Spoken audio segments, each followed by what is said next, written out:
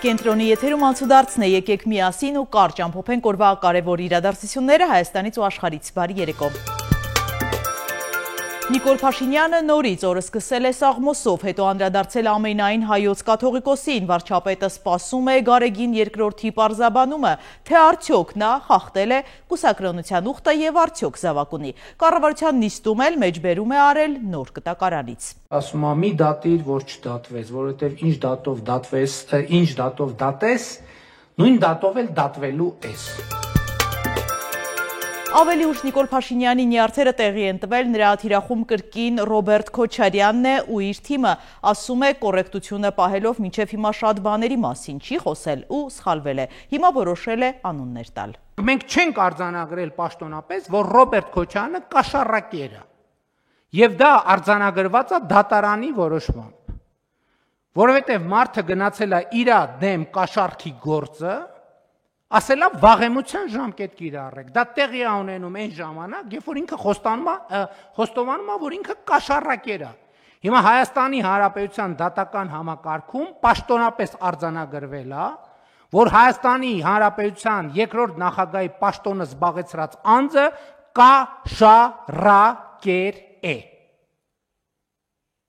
Թողնան դատի տան։ Հիմա սրանից հետո ես երբ ելույթ ունենամ Ռոբերտ Քոչարյան անունը հնչի, ասելու եմ կաշառակեր Ռոբերտ Քոչարյանը եւ այլն եւ այդպես շարունակ։ Լավ, ամեն ինչին չափ կա, սահման կա։ Ամեն ինչին չափ կա, սահման կա։ Վարչապետը վիլա է առեբանում։ Իրանք էլ չեն ժխտում, որ բանում Հունաստանում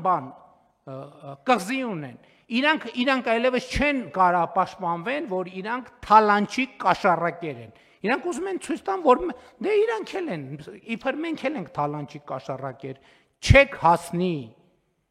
հասնի այդ նպատակին։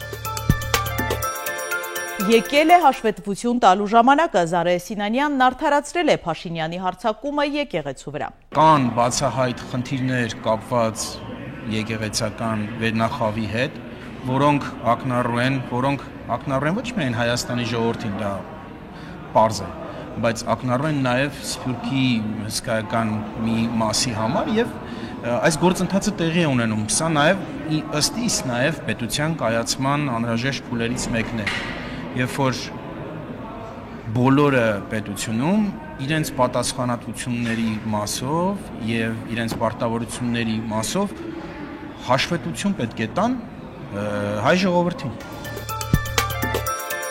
Իսկ կառավարության նիստին զուգընթաց դրսում ակցիա էր ի պաշտպանություն, եկեղեցու քաղաքացիները բոլորին կոչ են անում դուրս գալ պայքարի, իրենց բողոքի ձայն արտահայտել են յուրատեսակ հանդերձանքով։ Հայաստանի Հանրապետության կառավարության շենքը չի, մեր շենքն է, չի, ուզում ենք մտնենք դեսպանը դժողքի եկել է տանի։ Ոնց է տանենք մեր հետ դեսպանը, մենք դժողքի դեսպանին չենք կարող տանել։ Դուք եք բերել։ Նիկոլի հետևից եք, ոնց մենք դիմել ենք որ գան։ Խալեք արտահայտում, չեք ներ։ Բայց ինչի չենք կարող։ Չի թույլատրվում, մի չեք ներքեր։ Բայց ում կողմից չի թույլատրվում։ Մեր։ Ոնց թուղթ ցույց տվեք։ Թուղթ կարող եք ցույց տալ, որ չի կարելի։ Նիկոլ Փաշինյանը եկեղեցու հետ վեճում որևէ կարմիր գիծ չի անցնում եւ չի հայոյում լրագրողների հետ զրույցում Ալեն Սիմոնյանն է հայտարարել։ Տարանջատեք եկեղեցին եւ հայ առաքելական սուրբ եկեղեցում ծվարած որոշ բիզնեսմեններին եւ որոշ եկեղեցական կանոնները խախտած մարդկանց, դրանք տարբեր բան են, այսօր շատ լրատվականներ գրում են հայ առաքելական եկեղեցու դեմ, հայ առաքելական եկեղեցու դեմ ով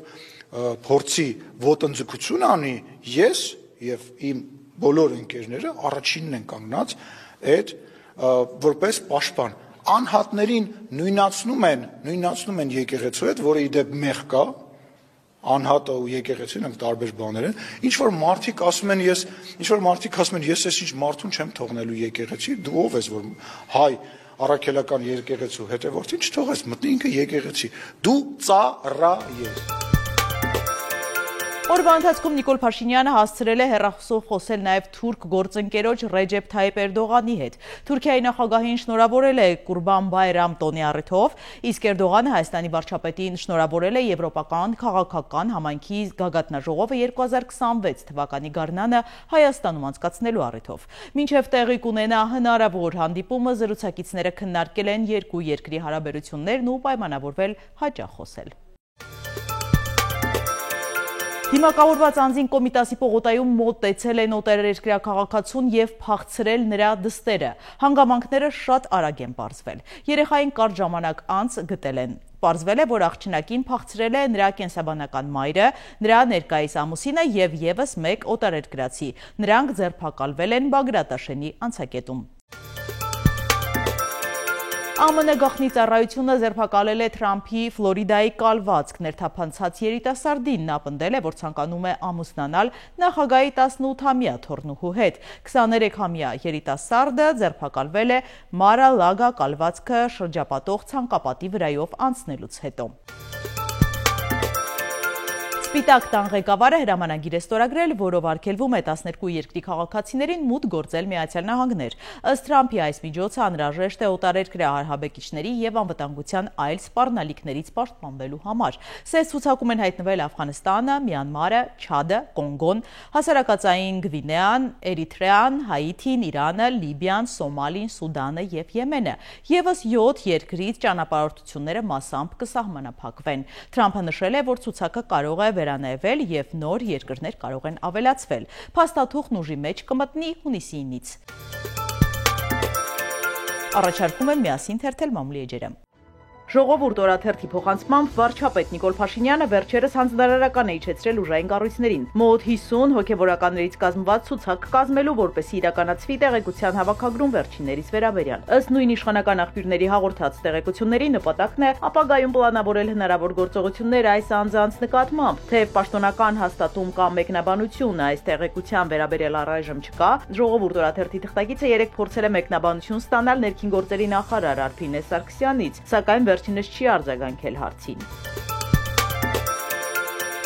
Հրապարակը գրում է, եթե ներքին գործերի նախկին նախարար Վահե Ղազարյանը բարդույթ ուներ բանավոր խոսքի և խորհրդարանի հանձնաժողովներում պետական բյուջեի կամ դրանց կատարողականի քննարկումներին չէր մասնակցում, որ խուսափեր սուր հարցադրումներից և պատասխաններից, ապա ներկայիս նախարար Արփինե Սարգսյանն էլ ըստ ամենայնի իր անվտանգության հարցով է խիստ մտահոգ։ Երեկ նա ազգային ժողով էր եկել 3 թիկնապահով, որոնք մինչև քննարկման դահլիճ ուղեկցեցին տիկին նախարարին, ապա պատվոպահը կանգնեցին դռների մոտ։ Իսկ երբ նախարարը դուրս եկավ լրագրողների ճեպազրույց տալու, եռանկյունաձև պաշարել էին նրան պաշտպանելով լրագրողներից։ Ընդ որում երկուսը շեֆի թիկունքում էին կանգնել, մեկը դիմացը։ Իսկ երբ ճեպազրույցն ավարտվեց, խորհրդարանի շենքից հեռացան ոչ թե սովորական մուտքից, այլ ազգային ժողովի նախագահի համար նախատեսված հատուկ մուտքից։ Նույն աղբյուրը գրում է, ԿՊԱ-ական պատգամավոր Հայկ Սարգսյանի հեղինակած և կառավարության հավանությանն արժանացած գումարի դիմաց բանակից ազատվելու աղմկահարույց նախագծի շուրջ ԿՊ-ում նոր կրքեր են բորբոքվել։ Անցած շաբաթ ազգային ժողովում տեղի ունեցած փակ քննարկման ժամանակ ԿՊԱ-ականները բացահայտել են, որ զինված ուժերի գլխավոր շտաբը նախագծի վերաբերյալ բացասական կարծիք է հայտնել, գրել են դեմ ենք։ Փակ նիստին ներկա ԳՇՊետ Էդուարդ Ասրյանն անձամբ է տեղեկացրել այդ մասին, չթաքցնելով տարակուսանքը, թե ինչու է իրենց եզրակացությունից հետո պաշտպանության նախարար Սուրեն Պապիկյանը նախագիծը ներկայացրել կառավարության նիստում եւ ամեն ինչ արել, որ դրական եզրակացություն ստանա։ Պապիկյանն արդարացել է, թե զորակոչի պակաս եւ այն լրացնելու խնդիր ունեն։ Պետք է քայլեր ձեռնարկեն, սակայն նրա պատասխանն էլ ավելի է խճճել իրավիճակը, ինչու եւ ում շահերից ելնելով է ՊՆ ներկայիս ղեկավարը դեմ գնացել շտաբի պրոֆեսիոնալ դիրքորոշմանը։ Երեք մեր լրագրողն ազգային ժողովում Ասրյանից փորձել է պարզել, թե ինչ դիրքորոշում ունի նախագծի վերաբերյալ, հարցրել է ճիշտ է, որ ԳՇ-ն բացասական եզրակացություն է տվել, սակայն ԳՇՊետ-ը համառորեն չի պատասխանել ոչ մի հարցի եւ չի հերքել այդ տեղեկությունը, ասելով, որ մոտ ապագայում կներկայացվի իրենց դիրքորոշումը։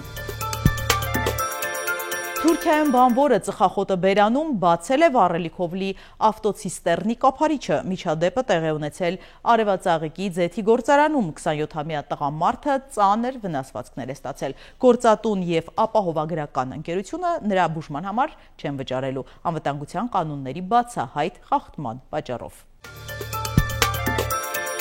Բյուրոկրատիան հաղթեց ողջախոհությանը Մյունխենում ինքնաթիռին թույլ չեն տվել վայրեջ կատարել 10 վայրկյան ուշանալու պատճառով։ Ստիպված օդաչուհուն ընդհատել է վայրեջքը և թռչել է այլ օդանավակայան։ Արդյունքում օդանավի ուղևորներին գրեթե 2 ժամ ավտոբուսներով տեղափոխել են Ֆրանկֆուրտ, այնտեղից էլ թռչել են Մյունխեն։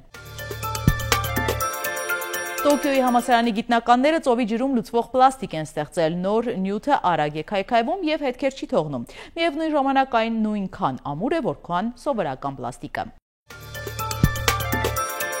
Խաղաղ օվկիանոսում Չինաստանից Մեքսիկա ուղևորվող և 3000 ավտոմեքենա տեղափոխող նավում հրդեհ է բռնկվել։ Անձնակազմը անվտանգ տարհանվել է։ Նկարահանվելու մոլուցքը հասավ կապիկներին։ Նիդերլանդների կենդանաբանական այգու բաբուինների նկարած տեսանյութերն արագ տարածվել են համացանցում։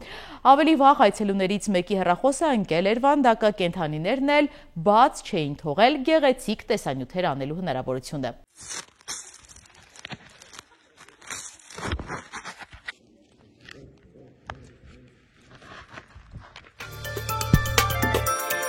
Եղանակ վաղը կեսօրին կարճատև անձրև է սպասվում, ջերմաստիճանը կբարձրանա մինչև 6 նիշ։